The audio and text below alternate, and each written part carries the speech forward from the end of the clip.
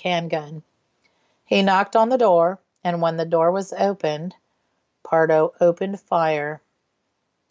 Several victims that were there that at that time immediately fell. They were killed. One potential victim escaped to a neighbor's house, and they was able to phone the police. It is reported by the police that Pardo killed some of the family members execution style, which is horrible. Following the chaos, this man, Pardo, he opened the package that was wrapped up that he carried with him to reveal a flamethrower that he had built himself. He sprayed the entire house with fuel, then set the house and some of the victims on fire. In the process, he himself was badly burned. Now he left the house set ablaze, injured and in pain, and eventually firefighters arrived and spent over an hour and a half putting the fire out.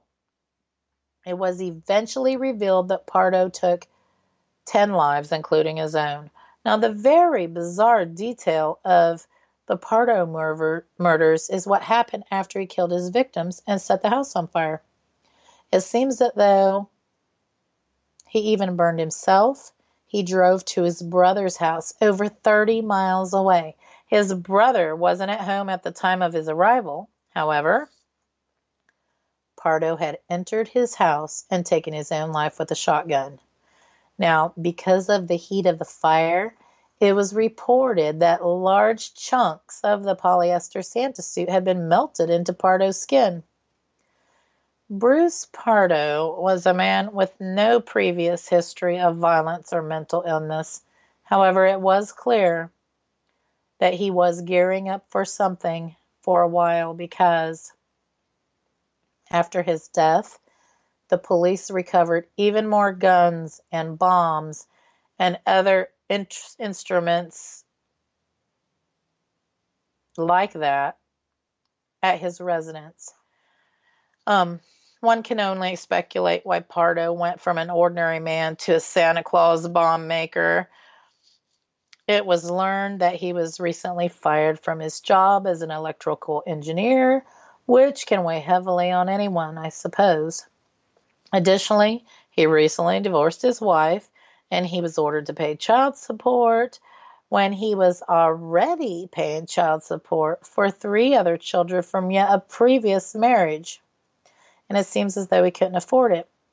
So it could just be that Pardo was just in, extreme dire straits, eager to free himself from his ex-wife and the mountain of debt.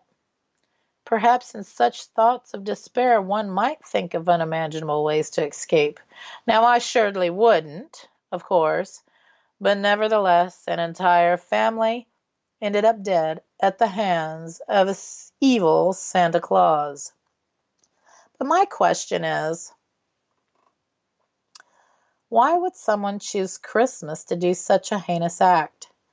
I guess that is a question that many folks take to the grave, and we will never truly know the answer. There have been reports of multiple occurrences and paranormal activity at multiple locations resulting from this crime, including noises, voices, and even apparitions, which is all truly disturbing, that case. Our next case takes us to Chicago, Illinois, and as you can imagine, there are lots and lots and lots of stories that come out of Chicago on every holiday, on every lots of locations also. So it seems as though this 41-year-old man was discovered decapitated in a Chicago home on Christmas Day in 2013. Excuse me. Now, the murder took place in a quiet, secure neighborhood. Now, the older man, he was murdered by an 18-year-old Alexis Valdez in the basement. The relationship between the two men, it was unclear at the time, but one woman saw them fighting outside before the murder took place. It is also unclear if the man was decapitated before or after he was killed. Some of the evidence does point to after he was killed. Now, what's even more gruesome than decapitating somebody on Christmas, following the investigation, it was discovered that the man killed was Valdez's aunt's boyfriend. It was reported that the head was actually intended as a gift or present, if you will, for his aunt. It has been reported that outside the home where this gruesome murder took place, people have seen the apparition of a man standing in the windows. Gruesome and spooky indeed, and such a horrific crime on Christmas Day. Absolutely. Excuse me. This next case comes from Ashland, Kentucky, and I'll tell you, there's lots of hauntings and lots of tales and everything centering down south. But this next one comes from Ashland, Kentucky, and that's a small city, and it sat on the banks of the Ohio River. It was also the home to the well-known Gibbons family. Now, on Christmas Eve, back in 1881, a horrific crime took place. There were 3 children in the Gibbons household. Robert, he was 17, and he was also disabled. Then there was Fanny, who was 14, and there was Sterling, who was 11. Sterling, the 11-year-old, was not present at the time of this horrific crime. However, Fanny, the daughter, she had a neighborhood friend over whose name was Emma, and Emma was 15. She was spending the night with the Gibbons girl. So, actually, on December 23rd, 1881, the older Gibbons children and the neighborhood next door girl Emma, they were left at home alone, and it seems that in the wee hours of the night, just as it turned Christmas Eve, 3 fellas broke into their house. They spotted Robert, the disabled boy, first, and they killed him straight away by bludgeoning him in the head with a crowbar. Next, the 3 men took turns sexually assaulting the 2 girls, and each girl was killed using an axe to their head. Of course, the 3 men had to cover up their tracks of the horrific things they had done, and they found some fuel oil cans in the house, and they dumped it all over the children and all around the house, and they set the house on fire. Fortunately, the parents weren't that far away, and they saw the flames from the house, and of course they called the police. The children were recovered. However, all the evidence had been destroyed in the fire. The 3 men were found out. One actually confessed, and they were charged with the murders. A man named George Ellis, a man named William Neal, and another man named Ellis Craft were the 3 men. Neal and Craft were sentenced to death, while Ellis was sentenced to life in prison for these crimes. Now, to make a long story short, the mob, as well as angry townspeople, took matters into their own hands, and they broke into the jail and took all the guilty guys, and they took the law into their own hands and performed their own hanging. And back in those days, vigilante justice was not that uncommon. Paranormal activity has been reported in the area where the Gibbons house had burned down. Reports of apparitions to be that of the children have been spotted in the vicinity where the house was. This is such a sad and tragic case on Christmas Eve, nonetheless.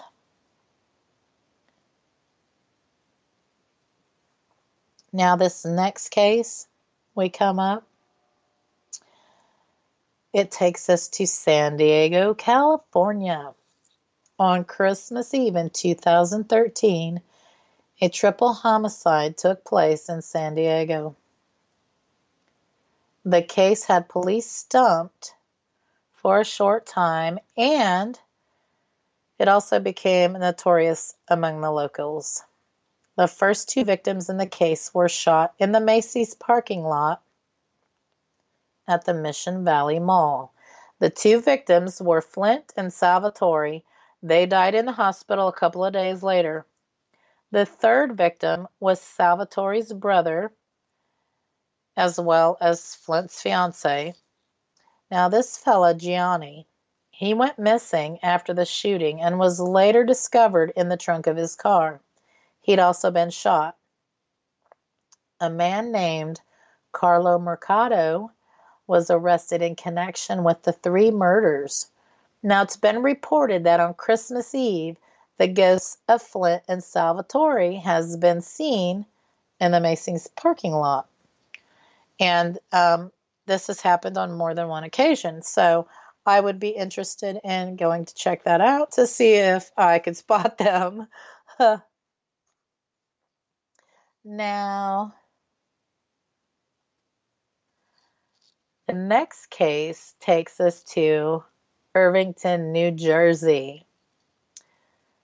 On Christmas Eve in 2013, a deadly, horrific crime happened at this New Jersey strip club called Slick's Go-Go Bar. The bar was filled with over 100 patrons and workers on this very night. Now, there's this man named Anthony Fields, who was 19 at the time. He came to this strip club with a concealed gun. Now, the bouncer of the strip club wouldn't let him enter because, of course, he had a gun. So, Anthony Fields opened fire, killing the bouncer and two other people inside.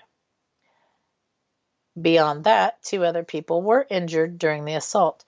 And it was found that Fields was intoxicated when he committed these murders, and he was later apprehended at his mother's house in Florida. It has been reported that strange noises has been heard, as well as other paranormal anomalies have been reported around the Christmas holiday in this strip club. What do you think about that? No place is out of bounds for hauntings. It seems so odd and strange to me why and how, at such a joyous occasion, being Christmas, that people would even think to commit such atrocious crimes. I often wonder what goes through the minds of these killers. Could they be products of mental illness? Could they, be in such despair, loneliness, financial burdens, so much so that they would kill other people on Christmas? This is just hard for me to fathom. But like I said earlier, Christmas does not get a free pass from murders that get committed on this day. And with that, we will be right back after this short break with more Ghost Talk Radio. You are listening to WBHM Digital Broadcasting.